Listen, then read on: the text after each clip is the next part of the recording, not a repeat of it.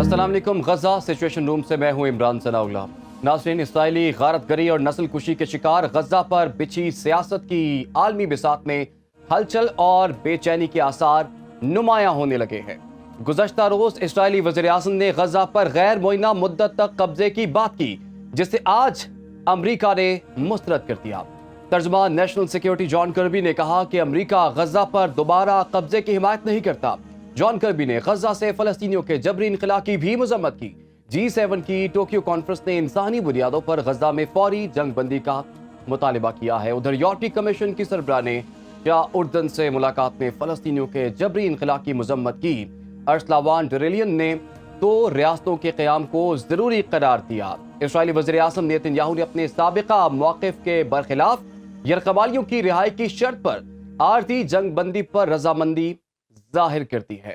غزہ تنازع کے پس منظر میں بڑی طاقتوں اور اسرائیل کے موقف میں آنے والی تبدیلی کیا عالمی رائے عامہ کے بڑھتے دباؤ کا نتیجہ ہے، یا پھر آن گراؤنڈ اسرائیل کو درپیش سخت مزاحمت سے بچ نکلنے کا راستہ ہے؟ اسی پر بات کرنے کے لیے ہمیں جوائن کر لیا ہے دفاعی تجزیہ کار بریگیڈیئر ریٹائر وقار خان صاحب نے.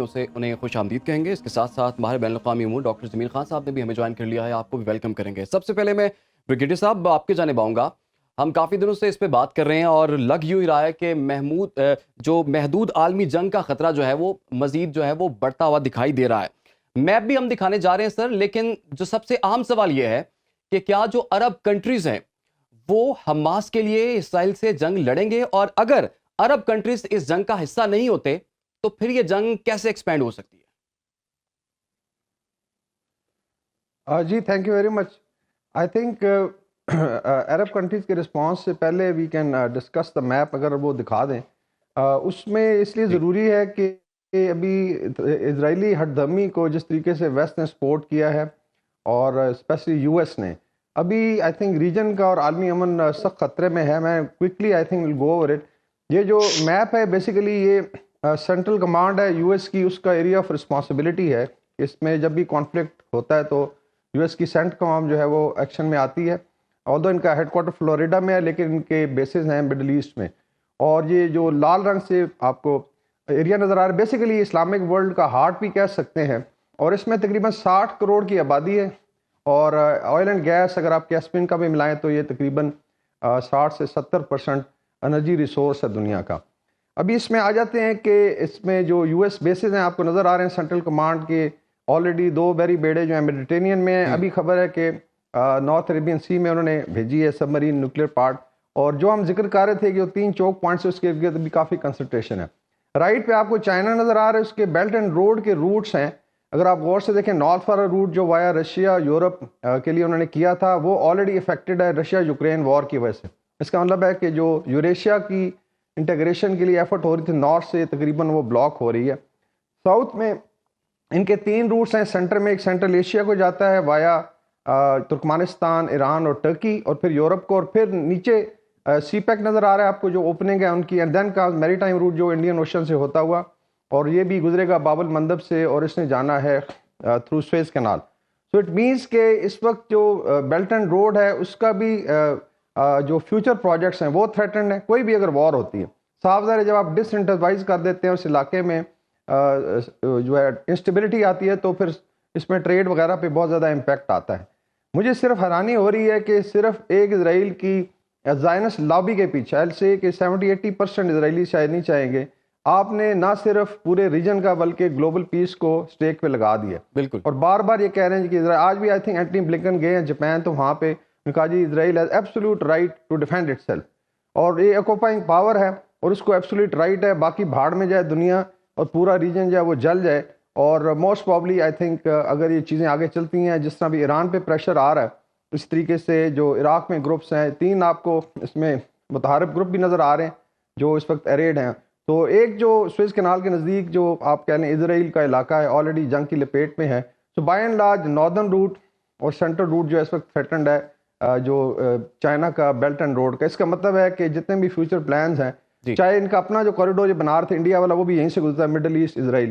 تو یہ I think just for the زائنس lobby اگر یہ پورے عالمی امن کو خطرے میں ڈالنا چاہتے ہیں تو I think that will be very very unfortunate. کوئی غلطی اگر ہو جاتی ہے لیٹ سے کوئی یو ایس کا میری ٹائم ایسٹ جو ہے وہ ہٹ ہو جاتا ہے ریڈ سی میں یا اسٹریٹ آف ہرموز میں یا میڈیٹرینین میں، تو صاف ظاہر ٹریگر کرے گا کہ رسپانس اور پورا خطہ لپیٹ میں آ سکتا ہے. اور اس پہ کافی ساری آئی تھنک بحث ہو رہی ہے انٹرنیشنل کمیونٹی میں کہ جی اس میں ظلم و ستم تو وہ کر ہی رہے ہیں، لیکن فار دا ورلڈ پیس جو ہے اس کو بھی سٹاپ ہونا چاہیے. بالکل بڑا اہم نقطہ آپ نے اٹھایا سر. ڈاکٹر جمیل خان صاحب میں آپ کی جانب آؤں گا. سر کچھ ڈیولپمنٹس ہوئی ہیں. اب امریکہ نے غزہ پر اسرائیلی قبضے کو اب دوبارہ قبضے کو مسترد کیا ہے. پھر G7 میں انسانی بنیادوں پر جنگ بندی کا مطالبہ کیا گیا ہے اور یورپی کمیشن نے 2 ریاستی حل پر زور دیا ہے. آپ کے خیال میں کیا حالات اب بدل رہے ہیں آنے والے دنوں میں؟ نہیں، بدلتے فی الحال نظر نہیں آ رہے ہیں، کیونکہ اسرائیل نے جو اپنا ایک ارادہ کیا ہوا ہے، اور وہ ارادہ اس کی تاریخ ہے کافی پرانی، اور وہ گریٹر اسرائیل سے جا کے تاریخ ملتی ہے 1897 سے، اور اب تک جس کے تحت 1948 میں اسرائیل بھی بنا، اور اس سے آگے جو ان کی ایکسپینشنزم کا پلان ہے اور پرومس پلان کا جو ان کے ذہن میں ہے، وہ جب تک کہ وہ پورا نہیں کرتے تو باقی تمام تو یہ ہیلے بہانے ہیں. دنیا کتنی بھی آہو فغاں کرے، آنکھیں پرنم رہیں، آہو فغاں سنتے رہیں ان بچوں کے اور ان بڑوں کے. 10,000 آپ کی جب رپورٹ بنائی گئی تو اس وقت 10,200 کچھ تھے، اور اب 10,578 کے قریب ہو گئے ہیں. اندازہ کریں ہر بدلتے لمحے لوگوں کی لاشیں مزید دبتی جا رہی ہیں. شہید ہو کے لوگوں نے بچے ان کھنڈرات سے ہاتھ ہلا ہلا کے کہہ رہے ہیں مرنے سے پہلے کہ ہمیں نکالا جائے. تو ایسے غمگین اور ایسے دل خراش لمحات آپ کو کبھی دیکھنے کو ملے نہیں. لیکن اس کے باوجود یورپین یونین کہتی کہ پاس کر دو، وہ بھی نہیں مانتا اسرائیل. امریکہ نے کہہ دیا دبے الفاظ میں کہ پاس تھوڑا سا دے دو ان کو، بھائی کوئی بات نہیں، احسان کر دو. جبکہ امریکہ دیکھ رہا ہے کہ یہ human right crime against humanity اور وار کرائم کمٹ ہو رہا ہے، سامنے نظر آ رہا ہے. وار کرائم ہوتا کیا ہے کہ آپ سویلین پاپولیشن، ان کے انفراسٹرکچر، ان کے گھروں کو، یعنی 50% گھر تو مٹی کا ڈھیر بنا دیا آپ نے.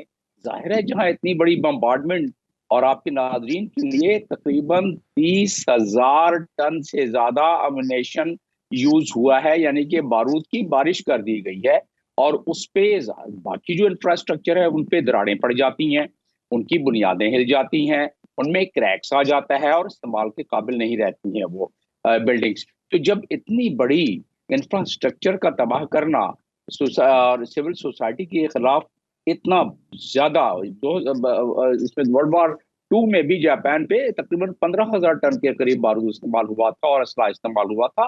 یہاں اس سے ڈبل ہو گیا، اور پٹی دیکھیں کتنی سی ہے، 5 میل لمبی، بریگیڈ صاحب زیادہ بتائیں گے، اور تقریباً 20-22 میل چوڑی پٹی ہے، تو 41 کلومیٹر کے قریب ہے. 365 اسکوائر اس کے میٹر کے یا اسکوائر کلومیٹر پہ یہ محیط ہے. اتنی سے میں اتنا زیادہ استعمال کرنا، اور پھر ہم کہہ رہے ہیں کہ امریکہ نے، بلکہ ایک اور سازش اس میں ہوئی ہے، اور وہ سازش یہ ہوئی ہے کہ بلنکن نے کانگریس کے سامنے اپنے بیان دیتے ہوئے، ٹیسٹیفائی کرتے ہوئے کانگریس کمیٹی کے سامنے، وہ سجیشن وہ دے رہا ہے جو کہیں 70 کی دہائی میں ان کے ایک سفیر نے دی تھی جو اسرائیل میں امریکہ کا سفیر تھا. وہ کیا ہے؟ وہ یہ ہے، وہ کہتے ہیں کہ جی یہاں ایسا کیا جائے کہ کوئی ایسا نظام رائٹ کیا جائے غزہ میں کہ جس کے تحت انٹرنیشنل یہاں وہ ہے گورننس آ جائے، اور سیکیورٹی بھی کسی انٹرنیشنل ادارے. اس کا مطلب کیا ہوگا؟ جیسے بوسنیا میں ہوا، اور وہاں انہوں نے پہلے تو اپنی ایک یورپ کی فورس بنائی اور وہاں ڈپلائی کر دی، بعد میں بہت احسان کیا ایک ریزولوشن پاس کر کے اقوام متحدہ کی امن فورس، اور امن فورس میں بھی پاکستان بھی وہاں بعد میں گیا، لیکن اس سے پہلے قتل و غارت ہو چکی تھی، جتنی ہونی بالکل. تھی اب ہو چکی ڈاکٹر صاحب تھی. یہ جو ڈیولپمنٹ ہے آپ کی اس کا ڈیولپمنٹ تو ایسی بھی ہے کہ اسرائیلی وزیر اعظم نے یہ کہہ دیا ہے کہ غزہ پر قبضہ کرنے کے بعد وہ یہاں کی سیکیورٹی اب اسرائیل سنبھال لے گا. یہاں تک بھی بات کہہ دی گئی ہے. بریگیڈیئر صاحب میں آپ کی جانب آؤں گا. سر ہم جنگ بندی کی کافی دنوں سے بات کر رہے ہیں، اور آپ نے بڑا اہم نقطہ اٹھایا تھا ہمیشہ سے ہی کہ سب سے پہلے اکنامک بائیکاٹ کیا جائے. اب ترکی کی پارلیمنٹ نے اپنے کیفے میں جو اسرائیلی اشیاء پر پابندی لگا دی ہے. سر یہ مجھے سوال یہ ہے کہ یہ حکومتی لیول پر پابندی کیوں نہیں لگائی گئی؟ پارلیمنٹ ہے تو پورے ملک پہ بھی پابندی لگائی جا سکتی ہے. کیا یہ سب صرف باتیں ہی ہیں؟ اکنامک بائیکاٹ بھی ہم لوگ نہیں کر سکتے اب؟ آئی تھنک یہ بڑا سبسٹینشیل پوائنٹ ہے، اور جو 12 نومبر کو اجلاس ہو رہا ہے، I think this is the last time جو اسلامک ورلڈ کو ملے گا یا OIC کو کہ وہ اسٹیپ اپ کریں. ہم یہ نہیں کہہ رہے although جو اسلامک پرنسپل کے حساب سے تو وار فرض ہو چکی ہے، میری اپنی جو انڈرسٹینڈنگ ہے، اس سے زیادہ کیا ظلم و ستم ہوگا، اور اس میں آیات نہیں ہے کہ آپ کیوں نہیں اٹھتے جب ظلم کیا جا رہا ہوتا ہے اور آپ کے بچوں کو، آپ کی ماؤں کو، بہنوں کو شہید کیا جا رہا ہوتا ہے، تو یہ ویسے تو فرض ہے، لیکن لیٹ سے ماڈرن اسٹیٹ میں ہر ایک کی اپنی اپنی مجبوریاں اور اسٹریٹجی ہے. لیکن اکنامک بائیکاٹ اگر آپ دیکھیں، ماشاءاللہ اسلامک ورلڈ کے جو سینٹرل ریجن کے جتنے بھی ممالک ہیں، ٹریلینز آف ڈالرز کی اکانومیز ہیں، اللہ کے فضل سے ہر ایک چیز ہے، اور صرف آپ نے کیا کرنا ہے، بیسیکلی ڈپلومیٹیکلی آپ ایک بڑا سٹیپ لیں، اور اکنامک بائیکاٹ میں Israel and then comes in کے جو بیکرز ہیں، جس طرح رشیا کا آپ کو یاد ہوگا، رشیا یوکرین وار میں ان کے بیکرز کوئی بھی اسے آئل بھی نہیں لے سکتا تھا، آپ پہ کتنا پریشر تھا، آپ گرین نہیں لے سکتے تھے. تو اس طرح کا سٹیپ اٹھائیں. یہ 56-57 ملک ہیں، اور ان ٹرمز آف ریسورسز کوئی خدا نہ خواستہ ہم بھوکے نہیں مرنے لگے، لیکن ریکوائر اسٹرانگ لیڈرشپ، اور ہماری اپیل ہوگی OIC سے کہ they should at least come up with this, and then اس میں اگر فورس کرنی ہے تو اسلامک ورلڈ کی اپنی فورس جائے، وہ جا کے اسٹیبلائز بھی کرے اور اسرائیلیوں کو وہاں سے نکالے، اور then they move to the two let's state solution. اس میں ایک اور نقطہ بڑا ضروری ہے جو تھوڑا سا آپ نے کیچ کرنا ہے. آج اینٹنی بلنکن نے بھی کہا جی کہ اسرائیل لانگ ٹرم آکوپیشن کی اجازت نہیں دی جائے گی. اس کا مطلب ہے they are looking at short term occupation کی گنجائش نکال لی ہے انہوں نے، اینڈ پرابلی ان کے پلان میں ہے کہ ٹھیک ہے ابھی یہ کر لے، and then short term could be 1 year، it could be 2 year، جب تک اسرائیل جو ہے ان کو فردر اسٹینگولیٹ نہیں کر سکتا.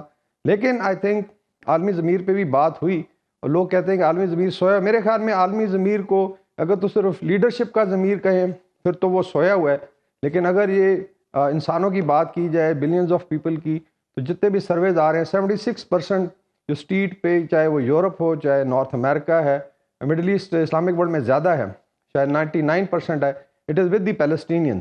جی تو اس کا بھی امپیکٹ آئے گا، آگے ان کے الیکشن بھی آنے ہیں، اور وہاں پہ بھی ان کو اس کا خمیازہ بھگتنا پڑے گا. But I think this is the last chance, اور OIC اس کو کر کے دکھائے. اور بڑا جینون کیس ہے یہ، کوئی ایسا وہ نہیں ہے کہ انہوں نے لیٹ سے کسی مائنر، پھر مسجد اقصیٰ کا بیسیکلی قبلہ اول ہے، اس کی علیحدہ حرمت ہے، اور پھر جتنا نقصان ہوا ہے، اور اس سے زیادہ کیا دکھائے. لائیو آپ کو لاشیں نظر آئی ہیں بچوں کی کٹی ہوئی، لوگ بریڈ ہیں، کسی کا ہاتھ باہر نکلا ہوا ہے. آئی تھنک جو بھی تعداد ہے 10,000 سے زیادہ موسٹ پرابلی بریڈ ہیں، جو کوئی بریل بھی نہیں ان کو کر سکے. تو اس سے زیادہ قسم پرسی میرے خیال میں اسلامک ورلڈ OIC جی شوڈ کم فارورڈ. ڈاکٹر صاحب پبلک سینٹیمنٹ تو ہم نے دیکھ ہی لیا، وہ تو روڈز پہ ہمیں ڈیلی بیسس پہ نظر آ بھی رہا ہے، پوری دنیا میں بہت بڑے بڑے مظاہرے ہو رہے ہیں، مغرب میں بھی ہو رہے ہیں. لیکن سر جو ایران کا بہتات رویہ ہم دیکھ رہے ہیں، حزب اللہ نے مکمل طور پر جنگ کا اعلان نہیں کیا، یہ بھی ہم نے دیکھا، پھر چین کی سرد مہری بھی ہم نے دیکھ لی، پھر روس بھی اس وقت آج کل چپ نظر آ رہا ہے، مشرق وسطیٰ میں کوئی ہلچل نہیں ہے. سر اس لیول پہ تو پھر کچھ نہیں ہو رہا نا؟ جی ہاں، یقیناً ایران نے بھی، اور جو کہ ایران ہمیشہ بڑا وکل رہا ہے، اس دفعہ محتاط ہے وہ. حالانکہ تقریباً کوئی 34 کے قریب اٹیک ہو چکے ہیں مختلف بیسز پر امریکہ کے، اور امریکہ نے خود یہ بات کی ہے. ان کے کوئی اس وقت 24 سے زیادہ سولجرز زخمی بھی ہیں. یہ تو تھوڑی بہت وہاں سلسلہ شروع ہو گیا ہے، جو کہ یقیناً کافی سیلز ہیں، سلیپر سیلز ہیں ایران کے اپنے بھی مختلف علاقوں میں، اس پورے مڈل ایسٹ. اور آپ دیکھیں کہ ہوتی جو کہ ظاہر ہے کافی زیر اثر ہے ایران کے، وہ کیا کر رہے ہیں، وہاں سے میزائل اپنے چھوڑ رہے ہیں وہ بھی وہاں سے. لیکن آپ کی بات درست ہے کہ ایران نے اپنی کیلکولیشن یقیناً کی ہوگی، اور اسی لیے وہ بالکل کھل کے سامنے نہیں آ رہا ہے جس طرح پہلے آتا تھا. وہ اس لیے کہ آپ دیکھیں کہ جو بحری بیڑے موو ہو گئے ہیں، جو سب مرین موو ہو گئی ہے، اس لحاظ سے تو کوئی بھی ایڈونچر، کوئی بھی اس قسم کی اسپارک، وہ چنگاری جو ہے اتنی بڑی آگ بن جائے گی کہ اسے پھر روکنا مشکل ہو جائے گا. کیونکہ US نے اتنے ایسٹس اپنے علاقے جو سامنے ڈپلائی کر دی ہیں، اس کا مقصد یہی ہے. لیکن جو اصل یہی جو اس کا حل ہے، اسلامک دنیا جو اب تک نہیں کر سکی. آپ دیکھیں کہ 33واں دن ہے آج، 33 دن میں OIC جس کے پہلے ہی آرٹیکل میں لکھا ہوا ہے، آرٹیکل 1 کا جو سب پارٹ 8 ہے، اس میں بڑا کلیئرلی لکھا ہوا ہے کہ فلسطینین جو ہے ان کو انڈر فورن آکوپیشن ہے، اور اس لحاظ سے ایک ساورن اسٹیٹ کے طور پر القدس الشرف جو ہے اسے کیپٹل ہونا چاہیے، اور جتنے بھی ممبر کنٹریز ہیں وہ ان کو سپورٹ کرنا چاہیے ان کو، تاکہ وہ سیلف ڈٹرمنیشن کے لیے ان کی راہ ہموار ہو. یہ پہلے آرٹیکل میں ہے. اور پھر یہ جو سربراہوں کا اجلاس 12 کو بلایا ہے، میں نے ہر چینل پر بہت دفعہ ریپیٹ کیا، میں نے کہا کہ جی یہ آرٹیکل جو آپ کا ایکسٹرا آرڈنری سیشن ہے، آرٹیکل 9 کے تحت سربراہوں کا بلاؤ، اور بلا کے وہاں آپ جتنے بھی فیصلے کرو گے وہ اقوام متحدہ کے چارٹر کے عین مطابق ہوگا، کیونکہ او آئی سی یا باقی ریجنل آرگنائزیشن جو بنے ہیں وہ اقوام متحدہ کے چارٹر کے چیپٹر 8 کے تحت بنے ہیں، لہٰذا انہیں وہ انٹرنیشنل قانون کی ایک وہ حیثیت حاصل ہے۔